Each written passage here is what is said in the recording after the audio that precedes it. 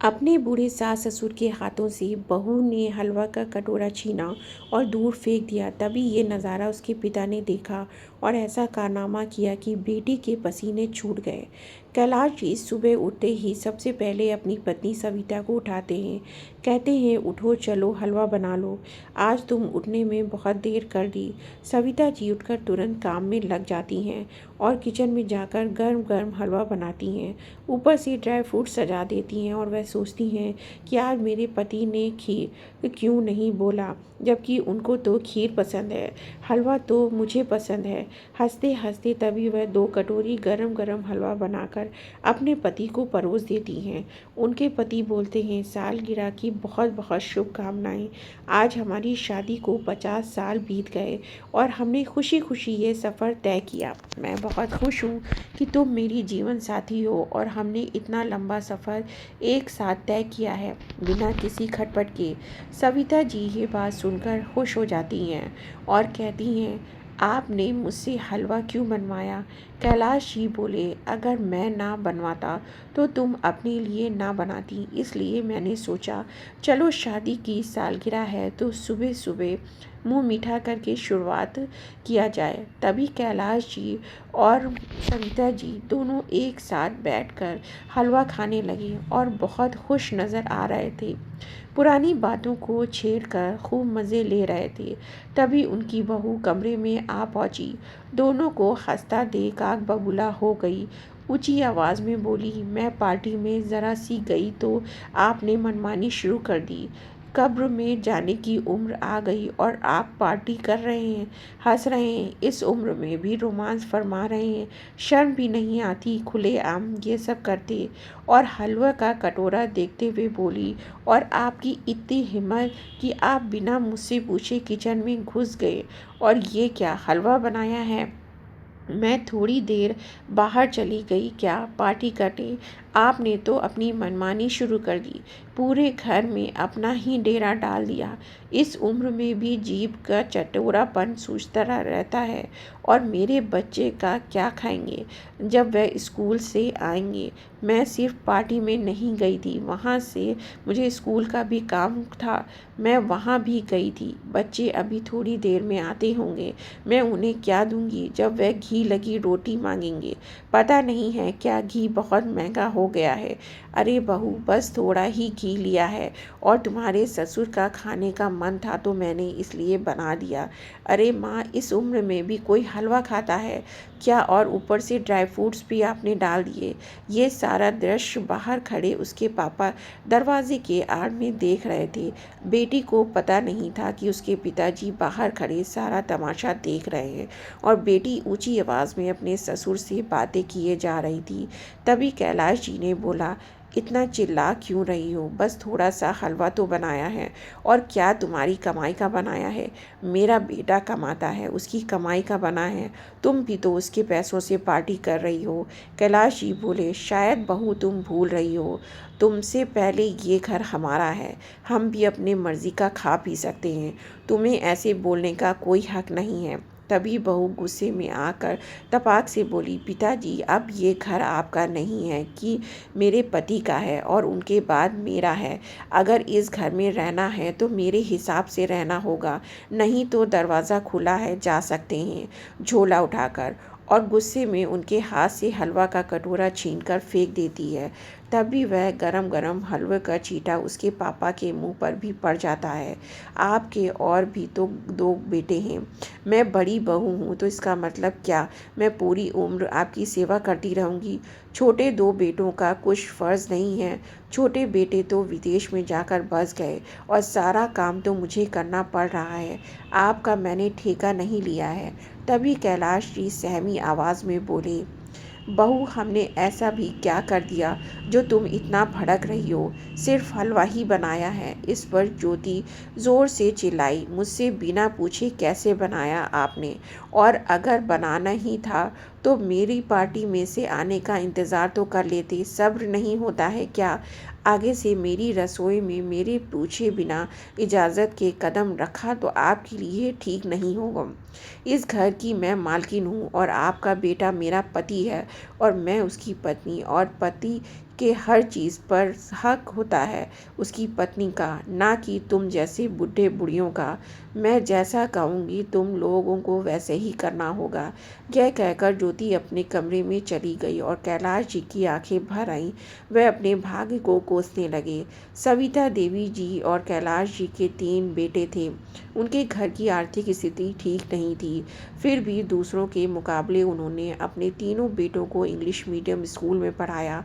दोनों छोटे बेटे डॉक्टर बन गए और बड़ा बेटा दिवाकर आर्मी में भर्ती हो गया। दोनों दंपति अपने बच्चों की तरक्की देखकर काफ़ी खुश थे। उन्होंने अपना पूरा जीवन अपने बच्चों पर खर्च कर दिया। तीनों ही बेटे प्रेम विवाह किया था। दोनों छोटे बेटे अपनी पत्नी को लेकर विदेश चले गए और वहीं डॉक्टरी करने लगे, जबकि बड़ा बेटा माँ बाप से अत्यधिक प्रेम करता था, जबकि उनके छोटे बेटों की उनकी इतनी परवाह नहीं थी। इसी का खुन्नस अपने सास ससुर पर निकालती थी, अपने सास ससुर को तंग करती थी। कैलाश जी आज रो रहे थे और ख़ुद को कोस रहे थे कि उन्होंने अपने बुढ़ापे के लिए कुछ बचा कर नहीं रखा। क्यों? उन्होंने अपने 2 बेटों के डॉक्टरी की पढ़ाई के लिए अपना घर तक बेच दिया और आज ये हालात हो गए कि बेटी बहू के टुकड़ों पर पलना पड़ रहा है। दोनों बूढ़े बुढ़िया ये बातें सोच ही रहे थे कि तभी ज्योति अपने कमरे से निकल कर आती है और बड़े ही झटके से चिल्लाते हुए कहती है कि अब गपशप मत करिए, ये जो हलवा गिरा है और सारा फर्श खराब हो गया है उसको तुरंत साफ करिए। आरती के चिल्लाने की आवाज़ सुनकर दोनों दंपति के आंखों में आंसू आ गए और सविता जी ने आंखों में आंसू भरकर ही फर्श को साफ किया, पोछा लगाया और अपने कमरे में जाकर आंसुओं की धारा बहाने लगी। और इधर बाहर दरवाजे की आड़ में खड़े पापा ये सब देख उनकी गर्दन शर्म से झुक गई और वह ज्योति से मिलने उसके घर ना जाकर वापस अपने घर लौट आए और आकर हॉल में बैठ गए। तभी उनके दोनों बहुएं आईं और उनके लिए खाना लाईं और कुछ समय बाद जब वह पानी लेकर आती हैं तो देखती हैं खाना ऐसे ही पड़ा हुआ है। पिताजी एकटक होकर बस एक जगह देख रहे थे। उनके मुंह से कुछ आवाज़ नहीं निकल रही थी। दोनों बहुएं कहती हैं, क्या हुआ पिताजी, क्या हुआ है? आप तो दीदी से मिलने गए थे, कुछ हुआ क्या वहाँ पर? आपने खाना क्यों नहीं खाया? खाना ठंडा हो गया है। पिताजी, हम फिर से बनाकर गर्म खाना लेकर आएं। पिताजी को अपनी बहुओं पर अभिमान हो रहा था। वह बोलने लगे, नहीं नहीं मेरे बच्चे, ऐसी कोई बात नहीं है। आज मैं ज्योति से मिलने गया था और वहाँ पर ज्योति अपनी सास ससुर के साथ जानवरों से भी बदतर सलूक कर रही थी। ऐसा तो कोई अपने जानवरों से भी नहीं करता।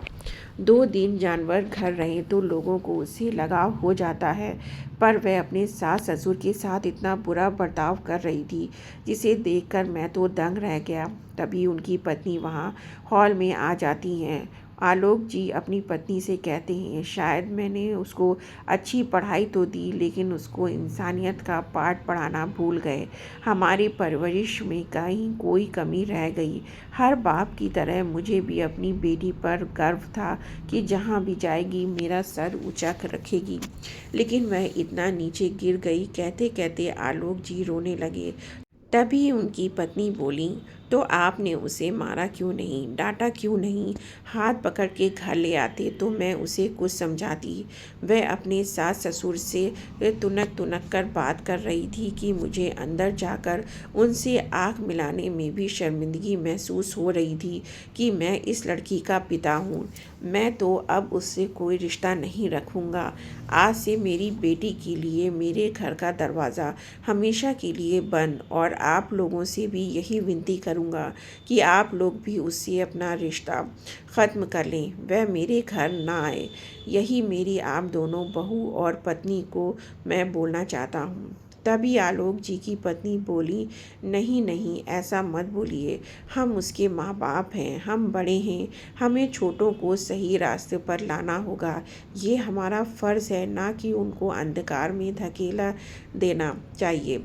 एक मौका तो दीजिए। बहू ने भी कहा, पिताजी, माँ जी सही कह रही हैं, 2 दिन बाद रक्षाबंधन आ रहा है। दीदी आएंगी तब हम उनको ज़रूर सबक सिखाएंगे। आप ये सब हम पर छोड़ दीजिए। सुनैना जी आज बहुत ही असहाय सा महसूस कर रही थी। मैं अपनी बेटी ज्योति को दुनिया की सारी खुशियाँ दी, सब कुछ दिया, पर उसे अच्छा इंसान नहीं बना पाई। आलोक जी अपनी पत्नी से बोले। सुनैना जी ने अपने पति को संभाला और कहा, छोड़िए जी, आप ये वक्त टूटने का नहीं है। कल जाकर ज्योति को यहाँ लेकर आइए। अपनी पत्नी की उम्मीद भरी बातें सुनकर आलोक जी को बहुत अच्छा लगा। उन्हें राहत महसूस हुई। आलोक जी अपनी बेटी ज्योति के ससुराल जाते हैं और कैलाश जी और सविता देवी जी को प्रणाम करते हैं। वह उनसे उनका हालचाल पूछते हैं और अपनी बेटी ज्योति को रक्षाबंधन के पर्व पर घर ले जाने की अनुमति मांगते हैं। अगर आपकी अनुमति हो तो ले जाना चाहता हूँ। त्यौहार है और बेटियों के बिना तो ये त्यौहार मनाया नहीं जा सकता। तभी ज्योति आती है, अपने सास ससुर को घूरने लगती है और कहती है कि अपने घर जाने के लिए कैसी अनुमति मांगना पापा। घर पहुंचते ही ज्योति बहुत खुश हो जाती है और अपने दोनों भाभियों से मिलती है। तभी वह कहती हैं, माँ कहाँ है पापा? माँ नज़र नहीं आ रही है। उसके पिता बोले, ऊपर कहीं रूम में होगी। ज्योति अपनी माँ के से बहुत प्यार करती थी, लेकिन आज उसकी माँ उसको नहीं दिखाई दी तो उसे चिंता होने लगी। तभी उसने किसी रूम में खांसने की आवाज़ सुनी। वहाँ बहुत अंधेरा था। वहाँ जाकर उसने देखा उसकी माँ उस कचरे वाले रूम में बंद है। अपनी भाभीयों से बोला, भाभी ये क्या तरीका है? माँ को कचरे वाले रूम में क्यों बैठाया है? उनकी दोनों भाभीयों ने बोला, बुढ़िया की जीभ बहुत चटोरी हो गई है, दिन भर चटोरापन करती है और पेट में दर्द है, उल्टी हो रही है, इसलिए हम लोग इसको कोठरी में बंद कर दिया है। पूरा घर गंध से महक रहा है। यहाँ रहेगी, दिन भर उल्टी करेगी तो कोई दिक्कत नहीं होगा। बुढ़ापे में क्या कुछ खाने मन नहीं होता। अरे भाभी, माँ की तबीयत खराब थी तो उनको कोई दवा लाकर दे देती, डॉक्टर के पास लेकर चली जाती कि उनको कोठरी में बंद कर देंगी। और पापा, आपने भी भाभी से कुछ नहीं बोला? बेटा, अब तो बहू का ही राज है, उनकी ही मर्जी चलेगी। हम बूढ़ों बूढ़ियों को कौन पूछेगा? क्यों पिताजी, ये आपका घर नहीं है? पहले ये घर आपका है, फिर भाभी का है। उनकी भाभी ने बोला, दीदी आप तो चुप ही रहिए, आप तो मेहमान बनकर आई हैं। त्योहार मनाइए और अपने घर को शांति से लौट जाइए। आप घर के मैटर में मत पड़ो तो अच्छा होगा। फिर दोनों बहुओं ने सास को कोठरी में बंद कर दिया। ज्योति का गुस्सा 7वें आसमान पर चला गया और उसने दरवाजे को तोड़ दिया। अपनी माँ को निकाल कर दवाइयाँ दी और उनके लिए गरम गरम खाना बनाकर खिलाती है। माँ पापा भाभी को तमीज़ भी नहीं है कि कैसे बूढ़े बूढ़ों का लिहाज करके बात करना चाहिए। आपको तो उनके गाल में एक थप्पड़ जमा देना चाहिए। ऐसा सुनकर पिताजी ने ज्योति की गाल में एक थप्पड़ जड़ दिया और माँ ने भी दूसरे गाल पे थप्पड़ जड़ दिया। ज्योति अवाक रह गई कि गलती भाभी की है और पिताजी मुझे थप्पड़ पर थप्पड़ लगाए जा रहे हैं। वह बोली, पिताजी क्या हुआ? आपने मुझे क्यों मारा? पिताजी बोले, उस दिन जब तुम्हारी सास ने थोड़ा सा हलवा बनाया था तो कितना हल्ला मचा दिया तुमने। उस समय शर्म नहीं आई? मैं वहीं दरवाजे पर खड़ा सब तमाशा देख रहा था। उल्टे पांव अपने घर वापस लौट आया। गऊ जैसे सास ससुर के साथ कितना दुर्व्यवहार कर रही थी। उनको खाने के लिए तिल तिल मारती है, तड़पाती है, उन पर अपना हुक्म चलाती है। ये कौन सा तरीका है बूढ़े बूढ़ों को सम्मान देने का? अरे उन्होंने अपना बेटा तुम्हें दिया है और जब उस बेटे को पता चलेगा कि तू उनके बूढ़े माँ बाप के साथ ऐसा बर्ताव करती है तो क्या वह तुम्हें माफ़ करेगा? क्या वह तुम्हें इज्जत देगा? पिताजी मैं क्या करती, मैं बड़ी बहू हूँ तो क्या मैं ही ताउम्र बूढ़े माँ बाप का सेवा करूँगी। दो दो बेटे और भी हैं उनके, वह क्या नहीं कर सकते। जितना माँ जी ने मुझे दिया है उनको भी तो उतना ही दिया है। तब उसके पिताजी बोले, बेटी उनकी करनी उनके साथ, तेरी करनी तेरे साथ। जो जैसा बीज बोएगा वैसा फल खाएगा। तू पाप में भागीदारी क्यों बन रही है। तू भी ऐसा करेगी तो तुझमें और उनमें क्या फ़र्क रह जाएगा।